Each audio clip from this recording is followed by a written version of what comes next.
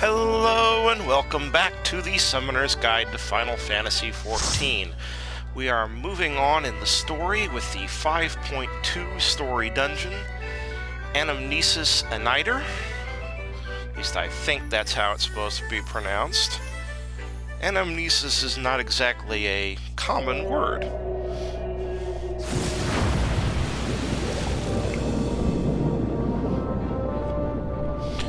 We begin our dungeon run on the back of Bismarck.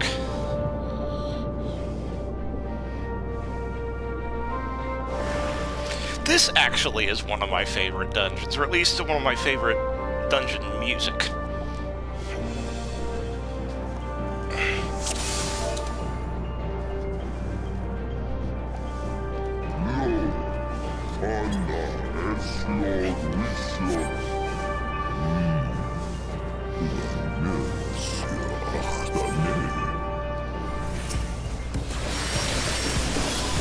Alright.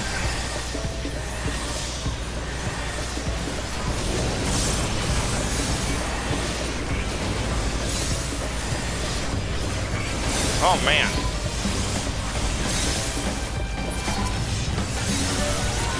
I'm hitting hard because I initially managed to get some 8 there. Oh, we have 2 summoners in play. This is going to be fun.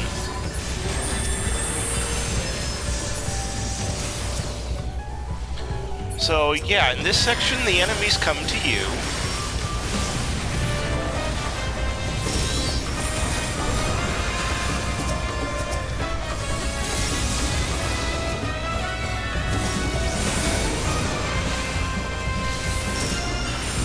So you're going to see an awful lot of Ockmorn and Death Flare and all sorts of fun stuff hitting these guys.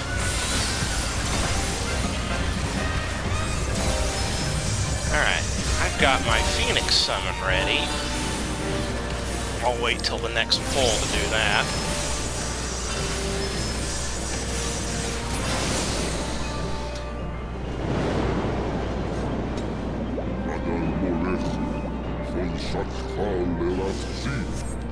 Thanks, Bismarck.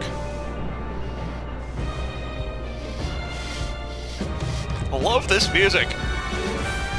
It's a jazzy version of the old Stastasha theme from the very first dungeon in the game.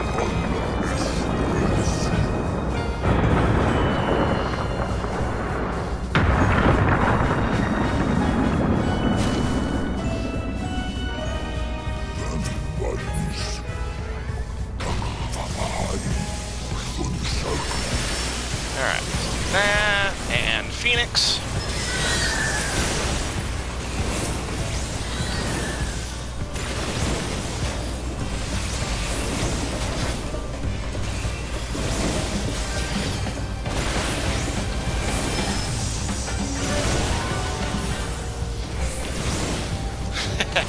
This is fun.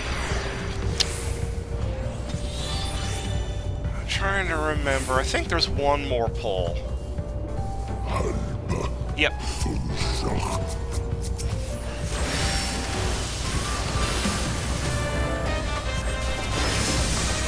And I think this is the only guy here, so I'm going to pull Ifrit out.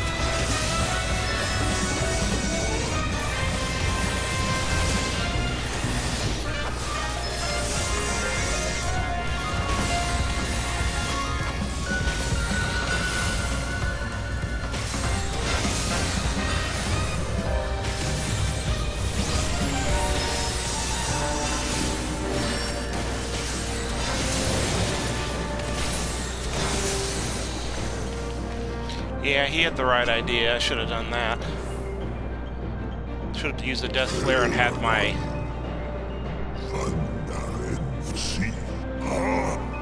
trance cycling so I could go a Bahamut and then a quick Phoenix. But I didn't, so the other summoner is going to kind of get the jump on me on that.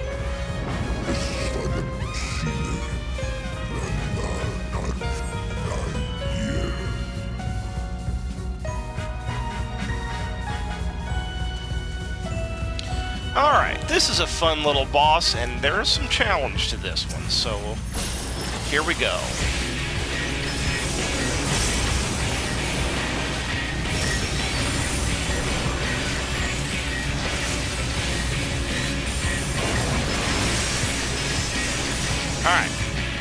he's going to drop a bunch of AoEs on the ground.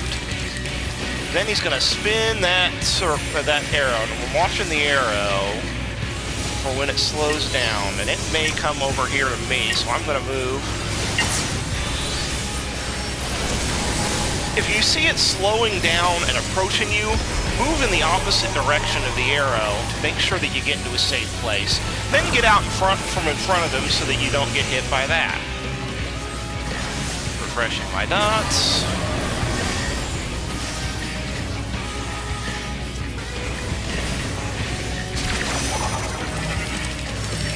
Oh. Okay, I'm gonna get nuked. Oh, no, I'm gonna be alright.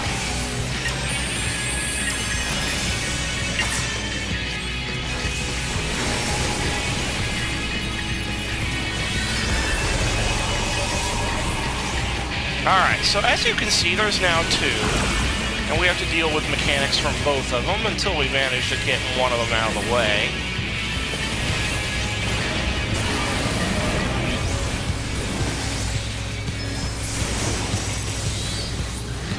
Now, when you get one of them out of the way, the other one will buff.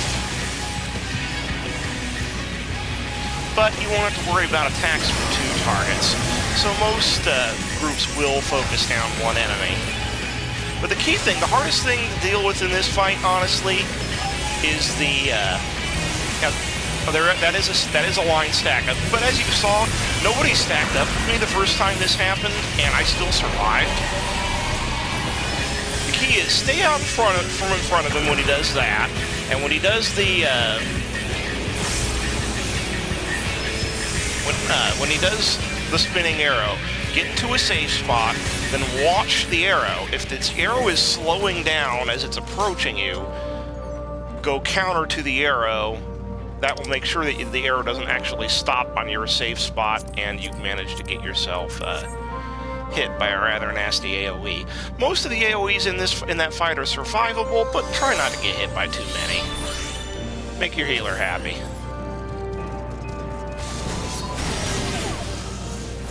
As someone who has been dabbling in healer recently, reducing the stress level on your healers is a good thing to do.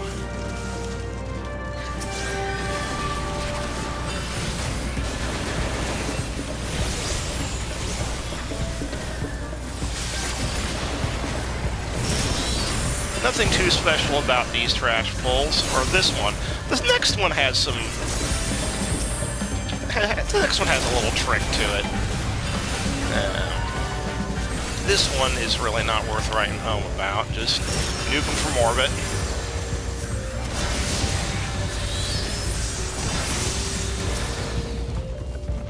Alright, good. I got my Phoenix summon ready. As you can see, these guys start by coming at you. Now, the tank is going to try to pull them up the stairs in this next section. And there are some up the top of the stairs and around the corner, and this is where the real trick lies. And I think there are also some ranged attackers here, so getting everybody into a place where they can all be easily hit by your AoEs can be a challenge. So you may find, as you're doing this, that some of your targets are out of range, and some of your targets are out of the tank's range. So careful, you might inadvertently find yourself pulling a little hate from a stray enemy or two here. If that happens, do your best to get the enemy into the range of the tank.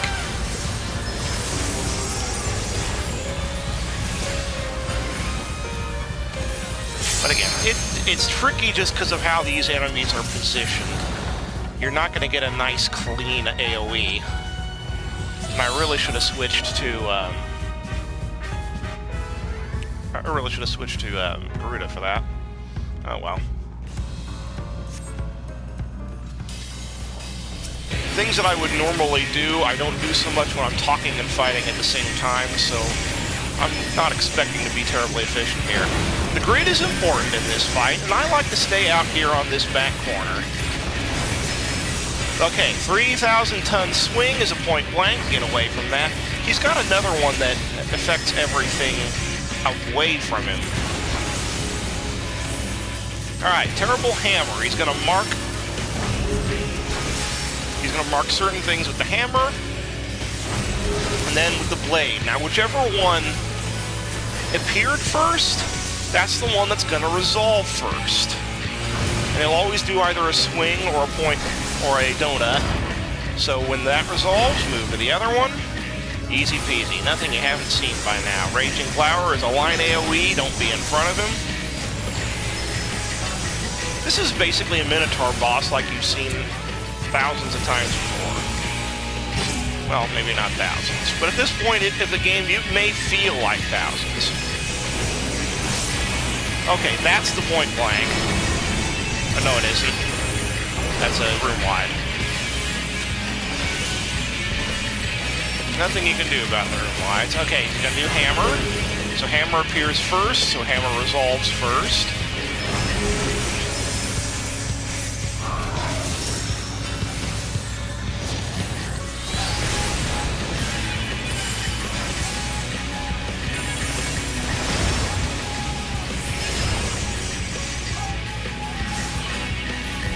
There it is. That's Eye of the Cyclone, or whatever it's called.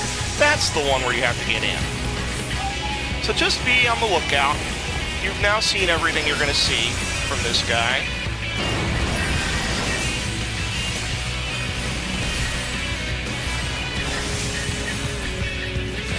Again, not a terrible fight. All the mechanics in here are mechanics you've seen before. Just remember with the swords and the hammer, the actual sword and hammer marks don't matter a whit.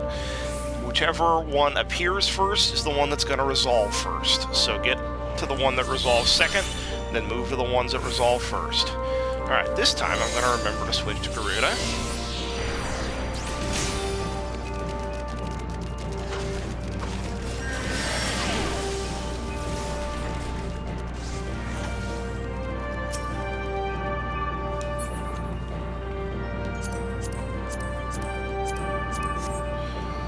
Alright, oh yeah, these guys. These guys are tethered to those canisters. That's going to spawn additional enemies. But if you're particularly keen, you could potentially do this in a single pull, which is what we are attempting to do.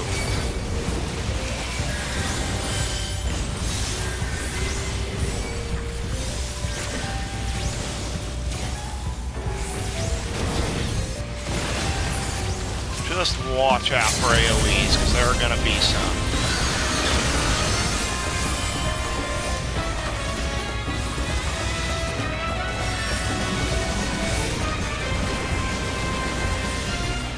Alright, at this point, we've got this.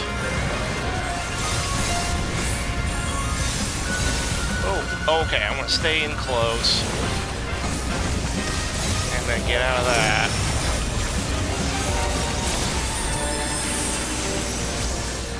So yeah, that is the entirety of the trash for the third section.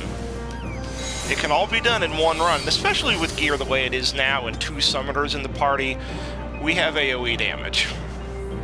I've seen some groups struggle with that pull if you try to pull too much at once, but nowadays, if you got a good tank and healer, you're going to be able to do this in one run. Alright, this boss. I'm going to skip the intro. We're going to get right into this, because I have a feeling these guys are going to want to go right into this fight. A lot of mechanics to worry about here. I'll call them as I see them.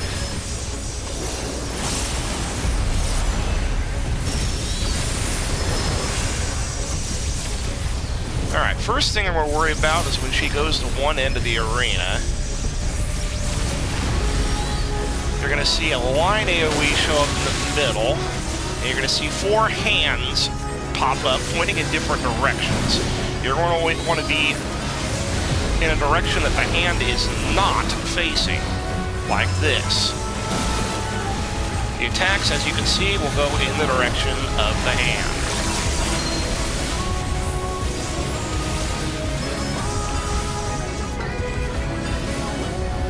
when the bubbles appear, you need to stand on them.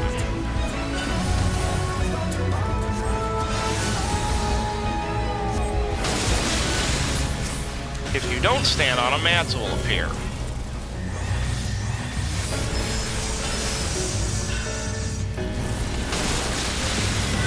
Alright, now the AoEs show up on both sides.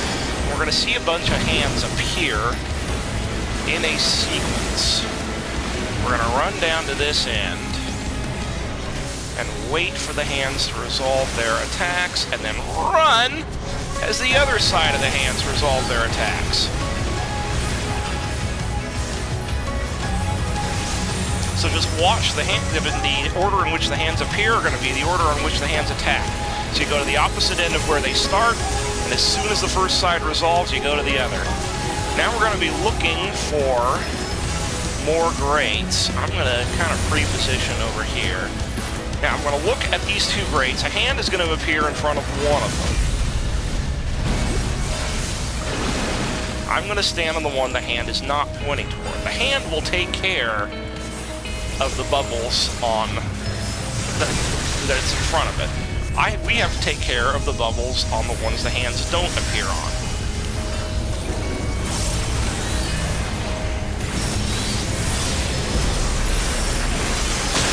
Now, if these ads actually do appear, they're going to tether to the boss and make the boss invulnerable. So it's not like you can just AoE down the ads with the boss in this fight. You needed to kill the ads before you can even hurt the boss. So, moral of the story, stand in the bubbles. Absolutely must stand in the bubbles. This is not a mechanic you can ignore.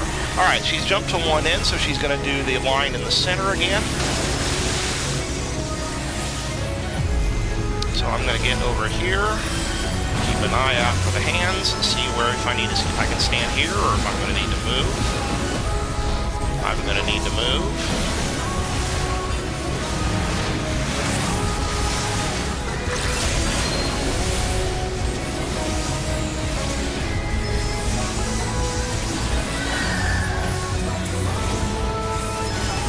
And there you go. Again, not the most efficient run of this I've done, but that's because I'm trying to talk and play at the same time. But yeah, I actually really enjoy this dungeon. This is one of the better Shadowbringers dungeons, in my opinion.